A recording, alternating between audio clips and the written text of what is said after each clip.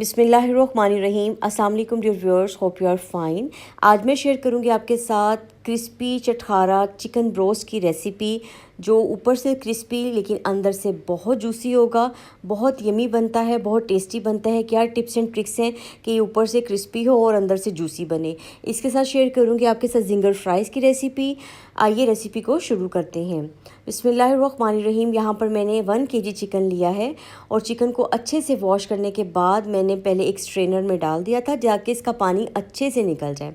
Chicken अब dry है। इसमें हमने जो भी मिक्स चिकन है मेरे पास, जो भी पीस होगा उस पर हमने कट लगाने हैं। ये देखिए, जो ड्राई पीस होगा उसको भी आपने इस तरह कट कर लेना है।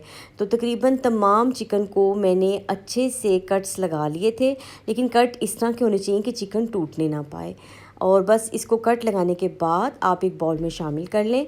अब हम इसको मैरिनेट करेंगे। बहुत ही सिंपल सी मैरिनेशन है, घर के मसालों से करेंगे। 1 खाने का चम्मच लेवल करके आपने इसमें नमक का शामिल कर देना है। अच्छा, नमक आप अपने टेस्ट के मुताबिक कम या ज़्यादा कर सकते हैं। अगर आप कम पसंद करते हैं तो थोड़ा नमक कम रखिएगा। आधा खाने का चम्मच मैंने लाल मिर्च पाउडर और आधा खाने का चम्मच चिली फ्लेक्स इसमें शामिल किए हैं। 1/4 जो खाने का चम्मच है वो मैंने इसमें हल्दी शामिल किया है। 1/4 खाने का चम्मच ही ज़ीरा और 1 खाने का चम्मच मैंने सूखा धनिया लिया है और इसको अच्छे से हाथ में क्रश करके आप इसके अंदर शामिल कर दें। इसके साथ हम इसमें थोड़ी सी अजवाइन शामिल करेंगे। 2 खाने के चम्मच लीमू और 2 खाने का चम्मच ही आप सिरका इसमें शामिल कर दें।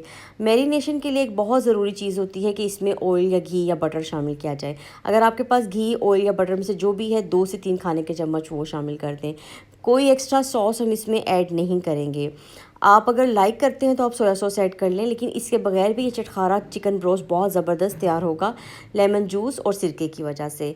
मैरिनेशन कंप्लीट हो गई है। आपने इसको अच्छे से एयर टाइट कर देना है और फ्रिज में रख देना है। कोशिश करें 2 से 3 घंटे रख लें, वरना आधा घंटा तो ज़रूर रेस्ट दें।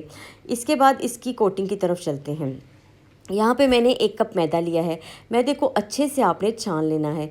कभी भी मैदे को छाने बगैर मत इस्तेमाल करें। इसमें 1/4 खाने का चम्मच मैंने शामिल किया है नमक, 1/4 खाने का चम्मच चिली फ्लेक्स शामिल किए हैं, 2 खाने के चम्मच भर के सफ़ेद तिल शामिल किए हैं। ये ब्रोस्ट को बहुत शानदार सी रिच लुक देते हैं, आपने ये ज़रूर शामिल करने हैं। और इसके बाद जो चिकन मैरिनेट करके रखा हुआ था, मैंने तकरीबन 3 से 4 घंटे रखा है। आपने सबसे पहले मैदे से इसको एक दफ़ा कोट कर लेना है। कोई हमने इस पे एग की कोटिंग नहीं करनी। आपने एक दफ़ा बस जस्ट अच्छे से मैदे में से कोट करके झाड़ के पीस को एक प्लेट में निकाल के रख लेना है, ताकि एक्स्ट्रा मैदा निकल जाए। अब तमाम चिकन कोट हो गया था और ये मैदा मेरे पास बच गया है। इसमें तमाम मसाले भी हैं और इसके साथ साथ इसके अंदर जो चिकन का मसाला थोड़ा सा वो भी शामिल हो गया है। मैंने इसमें आधा कप मैदा और छान के शामिल कर दिया था। यहाँ पर चिल वाटर लेना है, आपने बिल्कुल चिल वाटर लेना है और जो चिकन आपने कोट किया है मैदे से उसको इस चिल पानी में शामिल करना है और दोबारा से आपने इसको, जो मैदा बच गया था उसमें, जिसमें मैंने आधा कप मज़ीद मैदा शामिल कर लिया था, इसमें दोबारा से एक दफ़ा कोटिंग कर लेंगे। आपने अब हाथों की मदद से दबा के कोटिंग करनी है। उससे क्या होगा कि ये बहुत अच्छी सी लेयर बन जाएगी।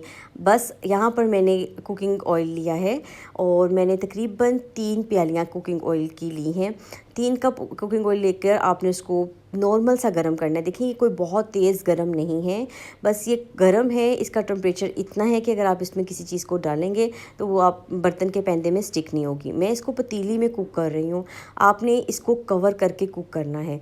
तकरीबन 25 से 30 minute low to medium flame पर मैंने इसको कुक किया है। इतनी शानदार इसकी क्रिस्प बनी है और अंदर से ये जूसी भी है। जब हम किसी चीज़ को कवर करके कुक करते हैं तो जो कवर करने से स्टीम बनती है वो मीट को अंदर से बहुत ज़्यादा सॉफ्ट और जूसी रखती है। अगर हम इसको कवर किए बगैर कुक करते हैं तो ये ऊपर से भी सख्त हो जाता है, क्रिस्प बन जाता है और अंदर से भी इसका जूस ख़त्म हो जाता है। अब यहाँ पर जो मैदा बच गया था इसको मैंने ज़ाया नहीं किया। 2 आलू के फ्राइज़ मैंने कट किए थे। आप किसी भी शेप में कट कर लें। मैंने इसको फिंगर फ्राइज़ में कट किया है और इसको अच्छे से आपने मैदे को इन आलूओं पे कोट कर देना है। देखिए, यहाँ पर कोई पानी वगैरह शामिल करने की ज़रूरत नहीं है, क्योंकि आलू जब मसाले के साथ मिलते हैं तो थोड़ा सा अपना पानी खुद छोड़ देते हैं और वही इसकी कोटिंग का सिलसिला बनता है। अगर ऐसा ना हो तो आपने सिर्फ 1 खाने का चम्मच पानी शामिल करना है। इसकी कोटिंग कंप्लीट हो जाएगी। मैंने जो जिसमें चिकन को फ्राई किया था उसी घी में मैंने फ्राइज़ को किया है। मैंने इनको भी कवर करके किया है, जिससे कि अंदर से सॉफ्ट और ऊपर से क्रिस्पी बनी है। अगर आपको मेरी आज की ये रेसिपी अच्छी लगी हो तो अपने फ्रेंड्स एंड फैमिली के साथ शेयर करना मत भूलिएगा। अपना फीडबैक ज़रूर दीजिएगा कि आपको रेसिपी कैसी लगी। मिलते हैं किसी नई मज़ेदार सी रेसिपी के साथ। रेसिपी को ज़रूर ट्राई कीजिएगा। ये आपके घर के तमाम मेंबर्स को बहुत ज़्यादा पसंद आने वाली रेसिपी है। दुआओं में मुझे याद रखिएगा। Take care. अल्लाह हाफ़िज़।